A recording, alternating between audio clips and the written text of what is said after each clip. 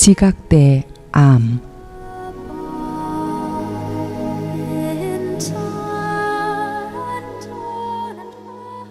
그동안 지각은 강조했지만 아직 인식에 대해서는 거의 언급하지 않았다. 왜냐하면 그대가 아직 이 둘 사이의 차이에 대해 혼동하고 있기 때문이다. 아직까지 인식을 거의 다루지 않은 이유는 그대가 무엇이든 알 수 있으려면 반드시 먼저 지각을 바로 잡아야 하기 때문이다. 안다는 것은 확신하는 것이다. 불확실성은 단지 그대가 알지 못한다는 것을 의미한다. 알은 권능이다. 왜냐하면 알은 확실하며 확실성은 곧 힘이기 때문이다. 지각은 다만 일시적일 뿐이다. 지각은 시공간 믿음의 한 속성이며 그러므로 두려움 또는 사랑에 영향을 받는다. 그른 지각은 두려움을 낳고 참된 지각은 사랑을 낳는다. 그 어느 지각도 확실성을 낳지는 못한다. 왜냐하면 모든 지각은 변하기 때문이다. 바로 이것이 지각이 알미 아닌 까닭이다. 참된 지각은 알의 바탕이 되지만 안다는 것은 진리를 확언하는 것이다. 너희가 겪는 모든 어려움은 궁극적으로 너희 자신을, 서로를 혹은 하느님을 인식하지 못하거나 알지 못한다는 사실에 기인한다. 인식한다는 것은 다시 안다는 의미이며 이것은 전에는 알았음을 암시한다. 지각은 필연적으로 여러 가지 해석을 포함하기에 너는 많은 방법으로 볼 수 있으며 이것은 곧 지각은 온전하지 않다는 뜻이다. 기적은 지각하는 한 방법이며 아는 방법이 아니다. 기적은 어떤 질문에 대한 유일한 바른 대답이다. 그러나 그대가 알 때는 아예 어떤 질문도 하지 않는다. 환상들에 대해 의문을 제기하는 것이 환상들을 무효화하는 첫 걸음이다. 기적, 즉 유일한 바른 대답은 환상들을 교정한다. 지각된 것들은 변하기 때문에 명백히 시간에 의존한다. 지각된 것들은 일시적인 상태에 있으며 따라서 필연적으로 가변적이다.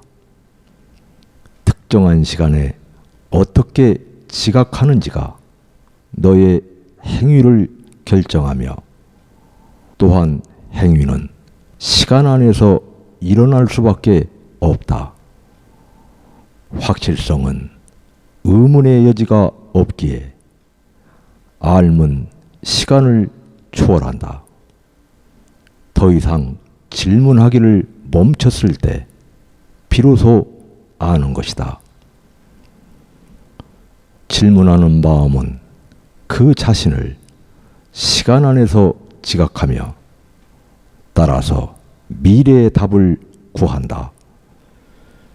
질문하지 않는 마음은 미래는 현재와 같을 것이라고 믿기에 닫혀 있다. 이는 변함없는 상태 혹은 정체 상태를 정착시킨다. 이것은 대체로 미래가 현재보다 나쁠 것이라는 숨겨진 두려움을 완화시키려는 시도일 뿐이며 이런 두려움은 질문하려는 경향을 억제한다.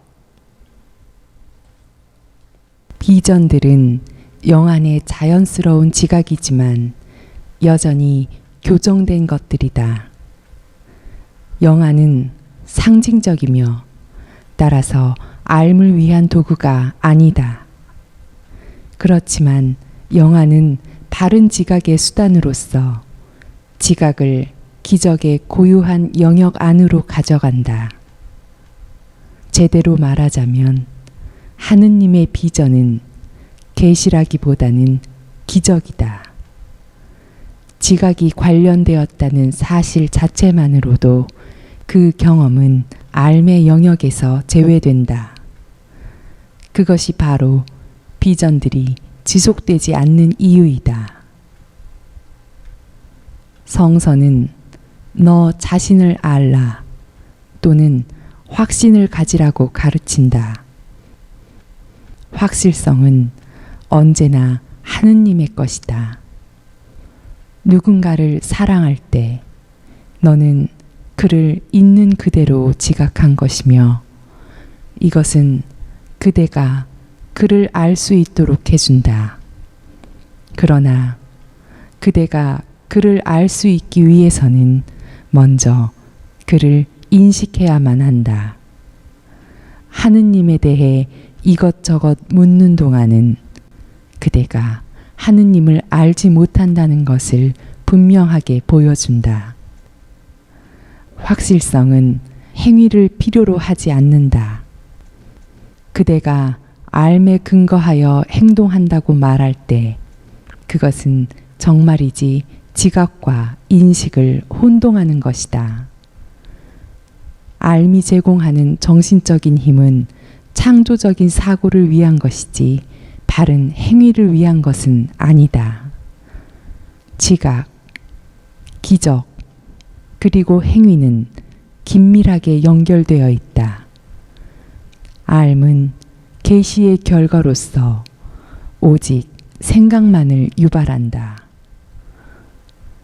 지각은 가장 영적인 형식을 취할 때조차 몸과 관련된다. 앓음은 내면의 재단에서 오며 시간을 초월한다. 왜냐하면 앓음은 확실하기 때문이다. 진리를 지각하는 것은 진리를 아는 것과 같지 않다. 너희가 서로 상대방의 잘못을 공격한다면 자기 자신을 해치게 될 것이다. 공격할 때 너희는 서로를 인식할 수 없다. 공격은 언제나 모르는 사람에게 행해진다. 너는 그를 잘못 지각함으로써 모르는 사람으로 만들며 그럼으로써 그대가 그를 알 수 없도록 만든다. 그대가 그를 두려워하는 이유는 그대가 그를 모르는 사람으로 만들어버렸기 때문이다. 그를 바르게 지각하라. 그럼으로써 너는 그를 알 수 있게 된다. 하느님이 당신의 아들들 안에 확고히 놓아두신 그분 자신의 재단들과 직접 소통하시기 위해서는 바른 지각이 반드시 필요하다.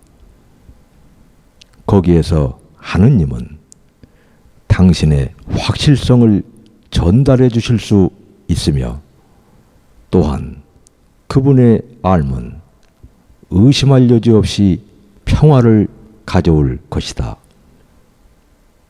하느님은 당신의 아들들에게 낯선 분이 아니시며 그분의 아들들 또한 서로에게 낯선 자들이 아니다. 삶은 지각과 시간보다 먼저 있었으며 궁극적으로 지각과 시간을 대체할 것이다. 이것이 바로 하느님을 알파요 오메가 시작이요 끝이라고 묘사한 성서 구절의 진정한 의미이다. 이것은 또한 아브라함이 나기 전에 내가 있다 라는 말을 설명해 준다. 지각은 안정될 수 있으며 반드시 안정되어야 하지만 삶은 실로 안정되어 있다. 하느님을 두려워하라. 그리고 그분의 계명을 지켜라 라는 말은 하느님을 알라. 그리고 그분의 확실성을 받아들여라 로 읽어야 한다. 하느님의 창조 안에 낯선 자들이란 없다. 하느님이 창조하신 대로 창조하려면 너는 오직 그대가 알고 그대 자신의 것으로 받아들이는 것만 창조할 수 있다. 하느님은 당신의 자녀들을 완전히 확실하게 아신다.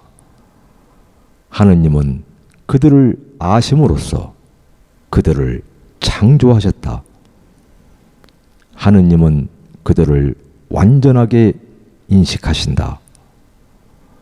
하느님의 자녀들이 서로를 인식하지 못할 때 그들은 하느님을 인식하지 못한다.